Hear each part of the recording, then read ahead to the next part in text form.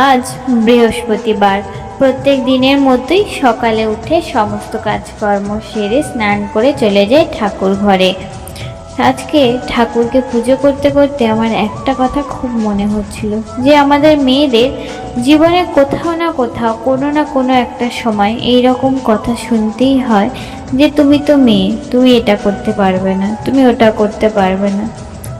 কিন্তু জানেন কি, গীতায় বলা শ্রীকৃষ্ণের কথা অনুযায়ী কোন পরিবারে কন্যা সন্তানের জন্ম হয়, কখন একটা বাড়িতে কন্যা সন্তানের জন্ম হয় জানা আছে? শ্রীকৃষ্ণের মতে কোন ঘরে কন্যা সন্তানের জন্মগ্রহণ করে? আজকের এই ভিডিওতে আমি আপনাদেরকে এই বিষয়ে বলবো। যারা কন্যা সন্তানকে বাড়ির বোঝা মনে করেন তারাও এই ভিডিওটা দেখুন, আশা করি উপকৃত হবেন। আসলে বহু মানুষই জানেন না যে কন্যা সন্তান বহু জন্মের পুণ্যের পর আমাদের বাড়িতে জন্ম নেয়। তাই আজকের এই ভিডিওতে জানবো কোন পুণ্যকর্ম করলে পিতামাতার ঘরে কন্যা সন্তানের জন্ম হয়। একদিন মহারথী অর্জুন শ্রীকৃষ্ণকে জিজ্ঞাসা করলেন কোন কোন পুণ্যকর্ম করলে কন্যা সন্তানের মাতা পিতা হওয়া যায় এবং ভগবান কোন ঘরকেই বা বেছে নেন কন্যা সন্তানের জন্মগ্রহণ করার জন্য। এই কথা শুনে ভগবান শ্রীকৃষ্ণ বললেন, কন্যা সন্তান যার তার ঘরে তো জন্মগ্রহণ করে না, বরং সেই ঘরে জন্মগ্রহণ করে যে তার ভার নিতে পারে। কারণ নারীর ভার বহন করা সবার পক্ষে সম্ভব নয়। নারী সংসারের জন্য, সৃষ্টির ভারসাম্য বজায় রাখার জন্য তার সমস্ত কিছু উৎসর্গ করতে পারে। আর যেদিন থেকে পৃথিবীতে কন্যা সন্তান জন্মাবে না, সেদিন থেকে সৃষ্টিও থাকবে না। সৃষ্টি একদম স্থির হয়ে যাবে এবং সমস্ত সৃষ্টির সমাপ্তি ঘটবে। যে বাড়িতে কন্যা সন্তান জন্মায় তার স্বর্গ ন্যায় স্থান। কারণ পুত্র সন্তান শুধুমাত্র নিজের বংশকে উন্নত করে, বিস্তার করে, কিন্তু কন্যা সন্তান দুই বংশেরই উন্নতি সাধন করে।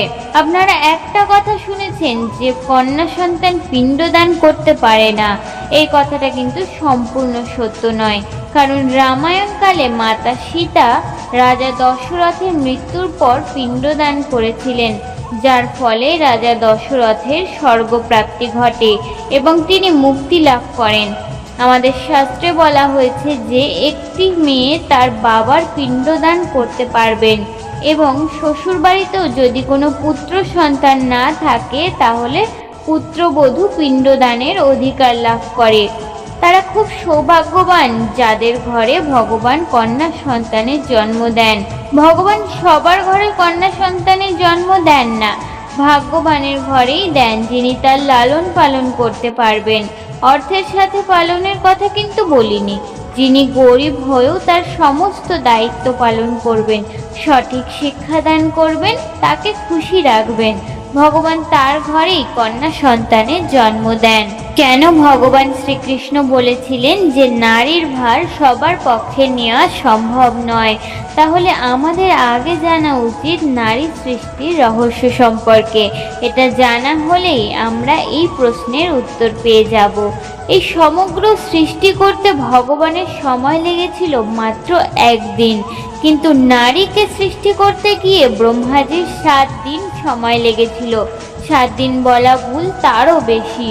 নারী সৃষ্টি করার সময় কেন ব্রহ্মাজি ঘাবড়ে যায়? কি হয় নারী সৃষ্টির সময়? 7 দিন সময় লাগার পরও নারী রচনা সম্পূর্ণ হয়নি। তখন দেবতারা অধৈর্য হয়ে জিজ্ঞাসা করেছিলেন যে, হে প্রভু, আপনি সম্পূর্ণ সৃষ্টিকে একদিনে রচনা করেছেন, তাহলে এই নারী সৃষ্টিতে এত দেরি কেন? তখন ব্রহ্মা বলেন, এটি আমার সবথেকে গুরুত্বপূর্ণ ও চমৎকারী রচনা, এর জন্যই আমার এত বিলম্ব হচ্ছে। এই রচনা আমারই এতই অদ্ভুত যে খারাপ থেকে খারাপ সময়েও এই নারীরা সবাইকে খুশি রাখতে পারবে। সে পরিবারকে খারাপ সময়ে শক্তি প্রদান করে। সে একসাথে অনেক ধরনের কার্য একাই করতে পারে। ক্লান্ত হয়ে যাবার পরেও সংসারের সমস্ত দায়িত্ব, সন্তানদের দেখাশোনা, স্বামীর খেয়াল, মাতা পিতার সেবা সব কিছু পালন করেন। আর আমাদের প্রত্যেকের মা এর উদাহরণ। অসুস্থ হয়ে গেলেও কখনো নিজের কথা ভাবেন না, এই করুণাময়ী মা যখন তার সন্তানের কোনো বিপদ দেখে, সে তখন চণ্ডী রূপ, দুর্গা রূপ ধারণ করে। তখন সে কাউকে ভয় পায় না। এই কথা শুনে দেবতারা অবাক হয়ে ব্রহ্মাজিকে জিজ্ঞাসা করলেন, হে প্রভু, এত কাজ কি নারীরা দুই হাতে করতে পারবেন? তখন ব্রহ্মাজি বলেন, হে বৎস, এটা ভুলো না যে নারী আমার সব থেকে গুরুত্বপূর্ণ রচনা। তার কাছে কোনো কাজই অসম্ভব নয়। তখন দেবতারা বললেন যে নারীর চোখ থেকে জল পড়ছে কেন?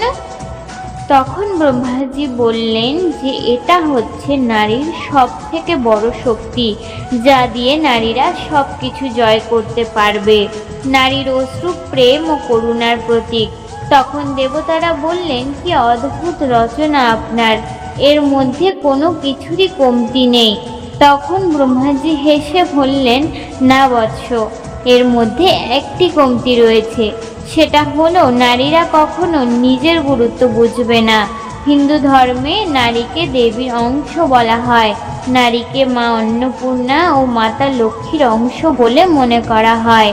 নারী ছাড়া শুধু বাড়ি কেন, সম্পূর্ণ সৃষ্টিও পরিপূর্ণ হতে পারে না। যে বাড়িতে নারীকে সম্মান করা হয়, সে বাড়িতে মাতা লক্ষ্মীর বাস করে। সেই বাড়িতে কখনো অভাব, অনটন, অশান্তির ছায়া দেখা যায় না।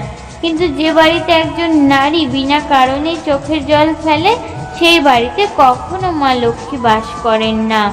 তাহলে আমাদের কি করা উচিত? আমাদের বাড়িতে যে মা রয়েছেন তাদেরকে সম্মান করা উচিত।